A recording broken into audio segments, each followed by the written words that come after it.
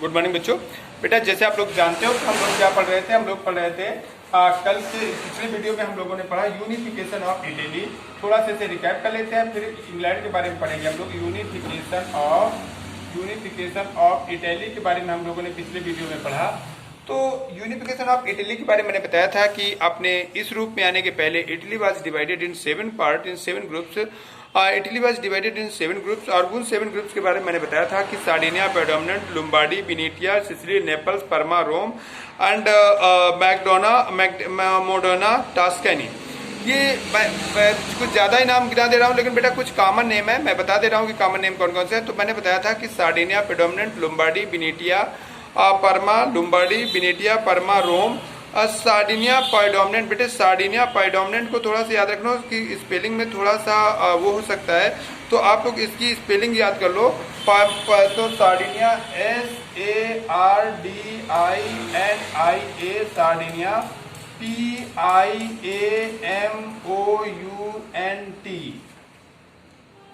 ठीक है। पाइडोमिनेंट और POPI, एक मिनट बेटा स्पेलिंग से आप लोग सही से क्लियर कर लो। सार्डिनिया पाइडोमिनेंट की स्पेलिंग PIEDMOUNT, पाइडोमाउंट। सार्डिनिया पाइडोमाउंट, क्योंकि स्पेलिंग आपकी सही होनी चाहिए।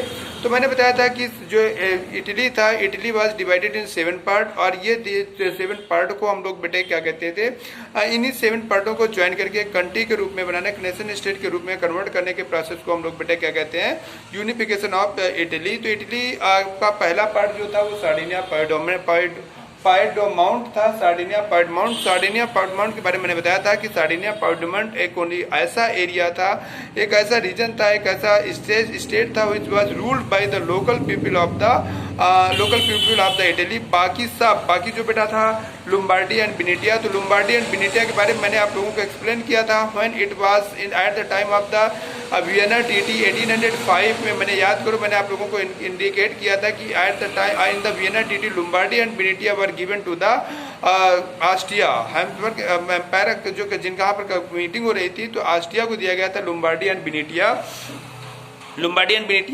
एंड जो सेंट्रल पार्ट था बच्चों, सेंट्रल पार्ट जो रोम था, that was ruled by the pope, वो पोप के कंट्रोल में था। एंड जो नेपल्स एंड सिसिली था वो बेटे बर्बन डायनेस्टी ऑफ स्पेन के कंट्रोल में था, ठीक है। जो सिसिली और नेपल्स था, ये क्या कहते हैं, सिसिली और नेपल्स आइलैंड है, तो बेटा स्पेन के कंट्रोल में था। और इसके बाद टस्कैनी, परमा। तो इस तरीके से हम देखते हैं कि मोस्ट ऑफ जो थे स्टेट थे इटली, जिन पार्टों में बटा हुआ था, वो अलग अलग ग्रुप के कंट्रोल में थे, अलग अलग कंट्रीज के कंट्रोल में थे। केवल एक ही वहाँ के लोकल प्रिंसली स्टेट के थ्रू हैंडल किया जा रहा था, रूल किया जा रहा था, वो था सार्डिनिया पाइडोमिनेंट। इस वजह से सार्डिनिया पाइडोमिनेंट की मॉरल रिस्पॉन्सिबिलिटी थी to unified the entire Italy and to form it a nation state. फिर इसके बाद बच्चों मैंने बताया था कि ये वर्क परफॉर्म किया गया था बाय मिस्टर किसके थ्रू बच्चों, this work was perform by mister Camillo di Benso या कैवर के थ्रू क्या कहते हैं, ये वर्क परफॉर्म किया गया था, जो कि चीफ मिनिस्टर थे। किसके चीफ मिनिस्टर थे? Victor Emmanuel second was the king of the Sardinia Piedmont का किंग थे बेटे विक्टर एनिमल सेकंड, और विक्टर एनिमल सेकंड के चीफ मिनिस्टर थे मिस्टर कैवर। तो इस तरीके से बेटे Giuseppe Mazzini, Cavour and Garibaldi का स्पेशल रोल था। मैंने बताया था कि जेसप मैजनी बहुत ही टैलेंटेड बंदे थे, और वो हमेशा नेशन स्टेट की बात करते थे in place of the patchwork empire की जगह पर। They he always talked about the nation state in place of the patchwork empire, and he wanted to unified all these 7 part and convert Italy into a nation state and a mighty power of the Europe for it. तो इनके इस revolutionary ideas के लिए, because at that time the person who was talking about the nation state और democracy were considered as a revolutionary person, and the monarchy never bear to that person. That's why the reason Mr. Duke Metternich, who was a conservative person and head of the आपको बच्चे मैंने बताया था head of the Vienna Congress, तो उन्होंने कहा था कि जेसप मैजनी दुनिया का सबसे खतरनाक इंसान है। अपने इस रिवोल्यूशनरी आइडिया की वजह से बेटे 1830 में जेसप मैजनी को देश से निकाला दे दिया गया, एक्साइल कर दिया गया, और तब जाकर के उन्होंने जाकर के इंग्लैंड के एक सेक्रेट सोसाइटी कॉलबोनरी को ज्वाइन किया, जाकर के कॉलबोनरी के बाद रिटर्न बैक होने के बाद वो 1831 से 1831 में लौटने के बाद आए, और उन्होंने दिल्ली में बेटे एक नई सीक्रेट सोसाइटी का फॉर्मेशन किया, जिसे यंग इटली कहते हैं, important. And he was talking about the change of the mind of the people and convert to मतलब ready to the people for the make agree to the people for the nation state in place of the patchwork empire. That's why the reason he has changed to the mental level of the people for the in the support of for the support of the for the nation state. That's why he is considered as a mind of Italy. Mind of Italy के नाम से जाना जाता है। फिर कैबर का मैंने role बताया कि कैबर बेटे कैबर was chief minister and he has decided he has declared that there are two things which are necessary for the unification of Italy. That is first for the क्या नाम बच्चों फर्स्ट जो था वो एक पावरफुल आर्मी और second उसने कहा था foreign help. These are the two very important things for the ठीक है फिर इसके बाद बच्चों वो क्या कहते हैं ऑस्ट्रिया के बारे में सोच ही रहे थे। तभी उन्हें बेटे एक अपॉर्चुनिटी मिली 1859 में जब ऑस्ट्रिया ने खुद ही आकर के उनके ऊपर सार्डिनिया पॉइंट माउंट के ऊपर अटैक कर दिया और 6 वीक फाइटिंग के बाद with the help of the France के सहायता से बेटे जो कैबर था उन्होंने क्या कहते हैं कैबर जो था उन्होंने ऑस्ट्रिया को डिफीट किया। कैबर किसके हेल्प से with the help of the France के हेल्प से उन्होंने ऑस्ट्रिया को डिफीट किया एंड ऑस्ट्रिया से उन्होंने बेटा अपना लुम्बार्डी एंड बेनिटिया का एरिया मैंने बताया था कि that was in part of the Austria उसको बेटा उन्होंने लुम्बार्डी का एरिया ले लिया। एंड इसके बाद फिर 1860 में France again enter into the agreement with the Cavour and permanent could be Parma and Modena भी बेटे उससे छीन लिए गए। इसके बाद गलबर्दी के बारे में मैंने बताया था कि गलबर्दी बेटे एक सडन ओरिजिनेट होने वाला बंदा है और अचानक आने के बाद क्या नाम से एक सिसिली और नेपल्स को अपने आर्म फोर्सेस के दम पर जीत करके उनको किसको देता है बेटा वो देता है उसे कैबर को और फिर सेल करके अपने आइलैंड के लिए वो चले जाते हैं। तो ये बहुत बहादुर थे, इस वजह से उन्हें स्वॉर्ड ऑफ इटली कहा जाता है। तो इसके बाद बच्चों अब हम लोगों को जो पढ़ना है ये सब मैंने कल आपको एक्सप्लेन कर दिया था, इस वजह से मैंने इतनी स्पीड में बोला, वरना इतना स्पीड बोलने का कोई मतलब नहीं था। But I have explain all this thing in the previous video, that's why I am teaching you this so much fast way.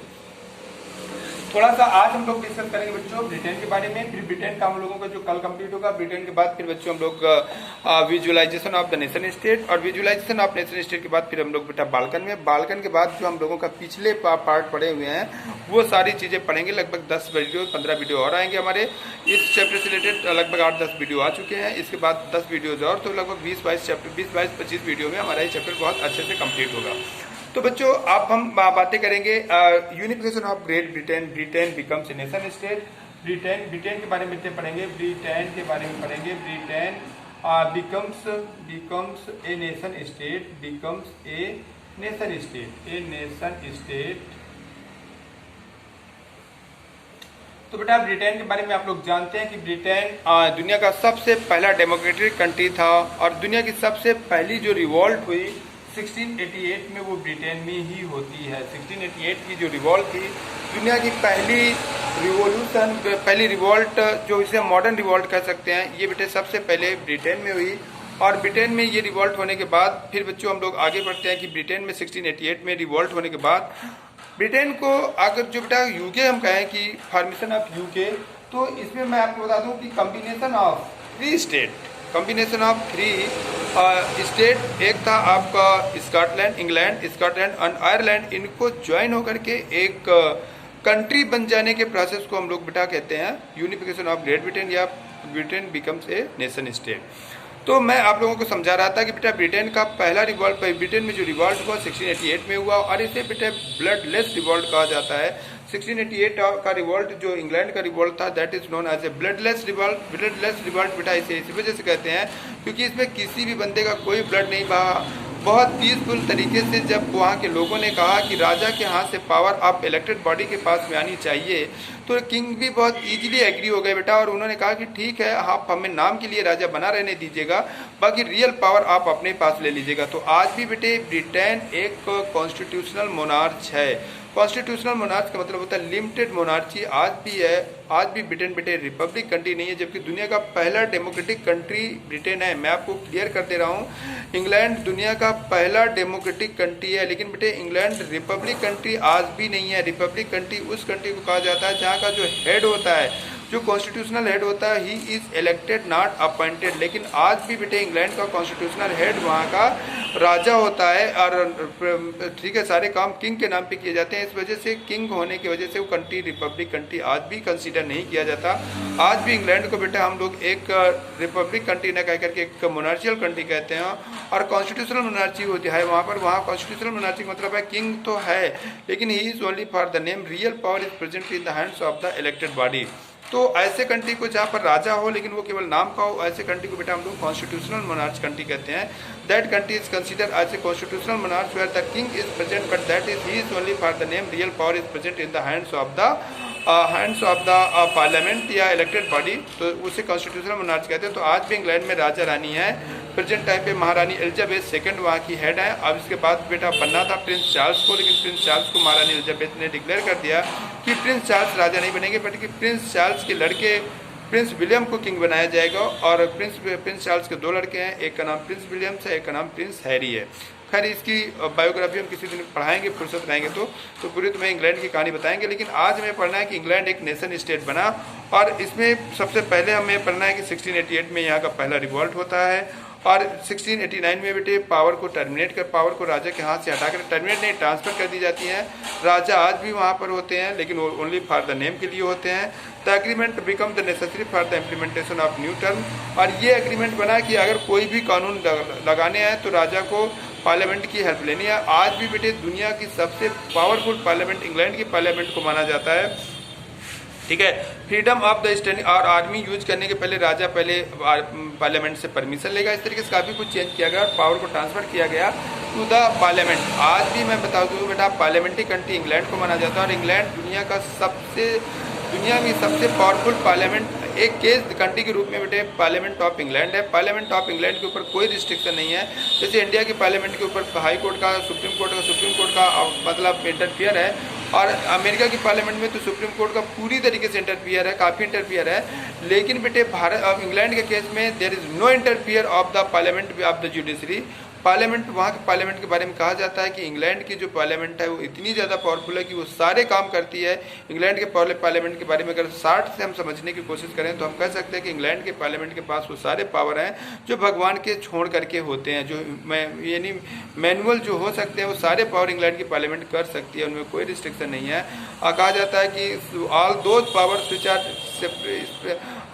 Power which is not power of God. कुछ पावर ऑफ गॉड होते हैं जिन्हें God ही कर सकता है, human being नहीं कर सकते हैं। जैसे new born baby will be boy और गर्ल्स, ये पार्लियामेंट ही डिसाइड नहीं कर सकती है, इसे गॉड ही डिसाइड करेंगे कि new born baby will be boy और girl, that will be decided by the parliament, that will be decided by the God not by the parliament. तो ऐसे जो भगवान के काम हम कह सकते हैं जो गॉड के थ्रू किए जाते हैं उन कामों को छोड़ दिया जाए तो in case of human being के केस के सारे वर्क फंक्शन को परफॉर्म करती है पार्लियामेंट ऑफ द इंग्लैंड। तो इस तरीके से बच्चों मैंने आपको इंग्लैंड के बारे में थोड़ा बहुत बताया। आज मैं जब कल का वीडियो आएगा, मंडे का वीडियो आएगा, तो उसमें हम बेटा इंग्लैंड को पूरी तरीके से एक्सप्लेन करेंगे कि यूके कैसे बना और यूके अपने इस भार में कैसे आया, इसमें किसका रोल है, महारानी एलिजाबेथ का फर्स्ट रोल क्या है, एक्ट ऑफ यूनियन क्या है जो कि 1707 में पास किया गया था bye the parliament of the Scotland, और फिर act of union 1801 which was pass by the Ireland के, और किस तरीके से स्कॉटलैंड एंड आयरलैंड इंग्लैंड के साथ जुड़े और यूके का फॉर्मेशन किए। ये प्रोसेसिंग हम लोग कल के वीडियो में पढ़ेंगे, कल अगले दिन पढ़ेंगे। ओके बच्चों, ओके, थैंक यू।